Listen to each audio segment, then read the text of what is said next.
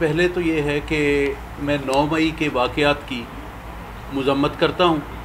اور 9 مئی کو جو بھی پاکستان میں ہوا وہ نہیں ہونا چاہیے تھا۔ اس نے ہمارے پہ ایک بڑا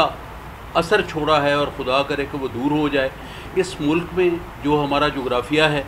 جو ہمارے حالات ہیں، میں سمجھتا ہوں کہ حکومت کو، اداروں کو، عوام کو ایک ہی پیج پہ ہونا چاہیے، اور ایک چیز ہم میں مشترک ہے جو پاکستان ہے۔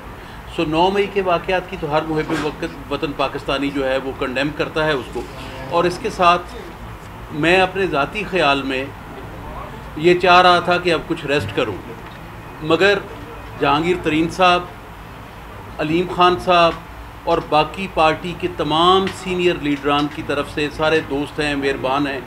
انہوں نے یہ کہا کہ نہیں، ملک کے لیے سارے مل کے آرام سے کام کرنا ہے اور آپ ہمارے ساتھ آئیں۔ تو میں آج سے باضابطہ طور پر جہانگیر خان صاحب اور علیم خان صاحب کی قیادت میں IPP کو جوائن کرتا ہوں، اور انشاءاللہ تعالی پارٹی کے